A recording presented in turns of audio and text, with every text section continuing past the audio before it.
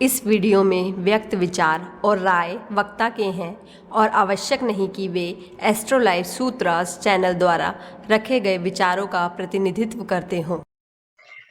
तो हमने जैसे जान लिया सूर्य शनि के बारे में, उनकी युति दृष्टि। सर ने हमें बताया कि जब वो अपोजिट होते हैं तो वो वक्री हो जाते हैं शनिदेव, और हमें काफी चीजें जानने को मिली।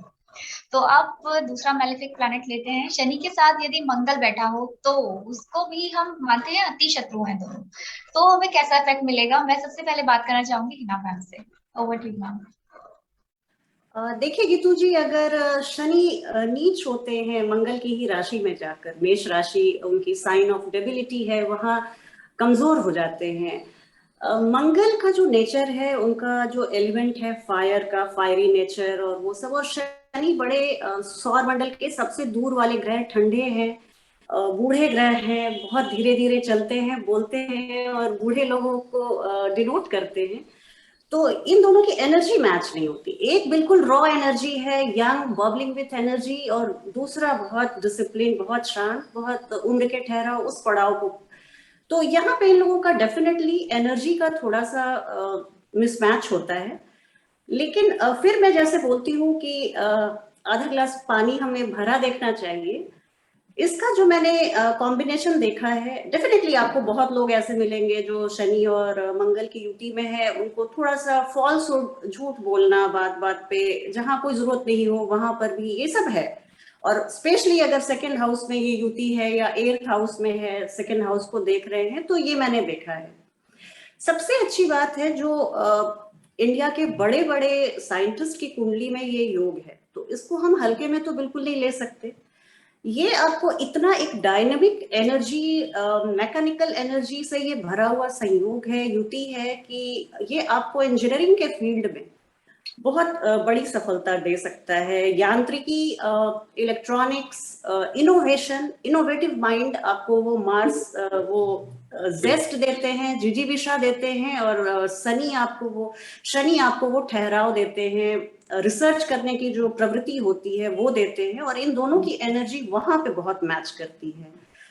देर तक काम करना, कभी थकना नहीं, वर्कोहलिक होना, एक धुन में रहना। जैसे किसी भी रिसर्च स्कॉलर्स को हम देखेंगे, आप जब तक अपने धुन के पक्के नहीं हैं, आप किसी विषय पे शोध नहीं कर सकते, रिसर्च नहीं कर सकते, आप उतना टाइम, उतनी एनर्जी, कंसंट्रेशन आप नहीं दे पाएंगे। तो यहाँ पे अगर ये युति है तो बहुत काम कर जाती है। तो इस तरह से मैं बहुत अच्छा मानती हूँ शनि और मार्स की। हाँ, एक दो छोटी मोटी आप बातें कह सकते हैं, इससे ज्यादा और कुछ नहीं। Thank you ma'am. Avantika ma'am, आप क्या बोलना चाहेंगे इस विषय में? जब शनि मंगल साथ हैं तो आपका क्या विचार है इसमें? ओके, तो शनि मंगल अपने में दोनों ही पापक ग्रह हैं, और दोनों की एनर्जी जब भी साथ में है, तो जब जब शनि मंगल साथ आए हैं तो मास शूटिंग के इवेंट्स हुए हैं, जहाँ पे बहुत सिवियर और उस तरीके की मिसहैपनिंग्स या मास शूटिंग इवेंट्स जुड़े हुए हैं इस युति से। तो हिना जी ने बोला है कि बहुत ज्यादा मैकेनिकल एनर्जी, एक्सप्लोसिव एनर्जी भरी हुई है इस युति के साथ, तो वो हमको अपने एनवायरनमेंट में देखने को मिल भी जाता है जब भी ये दोनों ग्रह साथ में होते हैं। तो अब एक्सप्लोजन इन माइंड, नेटिव के दिमाग में द्वंद्व होना, ये एक थोड़ी खामी है इस युति की, और उनके टेम्परामेंटल इश्यूज हो सकते हैं। और इसलिए जिन भी लोगों की ये युति है, उनको अपने माइंड को काम करना, उन प्रैक्टिसेस में जाना जो कि आपको मेडिटेट करना, क्योंकि अगर आप अपने माइंड को काम नहीं करते हो तो आप पर्सनल लाइफ में, प्रोफेशनल लाइफ में और बहुत ज्यादा सफर करते हो। और इस युति के साथ एक और भी चीज जुड़ी हुई है कि कुछ पाने से पहले बहुत कुछ खोना। तो बहुत कुछ खो के ही नेटिव को समझ में आता है कि कैसे किसी चीज को अब पाना है। तो ये एक साइड जुड़ी हुई है कि जब आपको कुछ ज्यादा ही सीरियस पेनफुल एक्सपीरियंसेस हुए, उसके बाद आपकी अवेकनिंग होती है, आपको समझ में आता है कि मुझे अब फर्दर किस तरीके से जीना। दूसरा ये है कि पर्सनल लाइफ के लिए थोड़ा ये युति आपको परेशान कर सकती है अगर इसमें किसी शुभ ग्रह की दृष्टि या युति नहीं है उस तरीके से। तो पर्सनल लाइफ में अपने पार्टनर के साथ पीसफुली एसोसिएट कर पाना, इसमें स्ट्रगल आता है। टेक्नोलॉजी की लाइन में ऑफ कोर्स टेक्नोलॉजी से जोड़ दिया है इस युति को, तो टेक्नोलॉजी की लाइन में नेटिव अगर जुड़ जाता है तो फिर कहीं तो ऐसा होता है कि उसका जो भी एक कार्मिक इम्बैलेंस है वो उस फील्ड में निकल के, वो एनर्जी उस जगह डायरेक्ट होके उसकी लाइफ में एक बैलेंस आना स्टार्ट होता है। तो अगर लोगों को इंटरेस्ट है टेक्नोलॉजी फील्ड में, तो अगर वो चले जाते हैं इसमें, तो मैं कहूँगी कि बहुत अच्छा है, क्योंकि जो इनकी एक्सप्लोजन वाली एनर्जी है वो वहां पे निकल जाती है। They are busy creating. बहुत ही ब्रिलियंट है ये इनोवेशंस के साथ जो लोग सैटर्न एंड मार्स की युति में पैदा हुए। तो when it comes to innovation, बहुत ब्रिलियंट इनोवेशंस कर सकते हैं ये लोग। और एक और चीज है साधुवाद। इस युति के साथ साधुवाद भी देखा है मैंने, क्योंकि मंगल भी एक लेवल पे साधु संत इन लोगों को रिप्रेजेंट करता है और शनि अपने में विरक्ति का कारक ग्रह। तो नेटिव को कई बार ऐसा मन में आता है कि मुझे सब कुछ छोड़ देना चाहिए और मुझे विरक्त हो जाना चाहिए। तो साधुवाद भी इसके टेम्परामेंट से जुड़ी हुई है। तो ये चीज मैंने शनि मंगल में देखी। नितिन सर क्या कहना चाहेंगे इस बारे में? भाई पहले तो वही मैं सुनकर सोच ही रहा था कि भाई कितनी अच्छी अच्छी बातें हो रही है।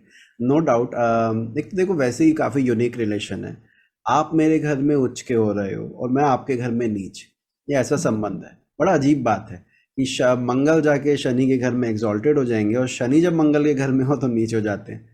तो और उसके बाद हम इन दोनों के कंजंक्शन को रीड करने की कोशिश कर रहे हैं कि अब किसको फ़ायदा, किसको नुकसान, कहाँ पे क्या हो सकता है। देखिए, अगर मैं काल पुरुष की कुंडली बनाऊं तो मुझे पता है मंगल मेरा लग्नेश है और Shani 10th and 11th Lord है। तो यानी लग्नेश का 10th 11th लॉर्ड से कनेक्शन, जो कि करियर के पॉइंट ऑफ व्यू से या प्रोफेशनल और कार्य क्षेत्र में रुचि को बढ़ा देता है। ऐसे ही कुछ देखो धनिष्ठा नक्षत्र में भी होता है। धनिष्ठा नक्षत्र एक ऐसा नक्षत्र है जो मंगल का है पर शनि की राशि में आते हैं, आधा मकर में आधा कुंभ में। यार ये करियर के हिसाब से अच्छा है। उसके देवता वसु हैं वगैरह वगैरह, बड़ी लंबी कहानी है वो। हम कहीं और धनिष्ठा पर चालू हो गए तो कहीं और पहुंच जाएंगे। तो हमने क्या देखा कि इन दोनों के कंजंक्शन को करियर कार्य क्षेत्र में ज़्यादा हमने इन्वॉल्व किया।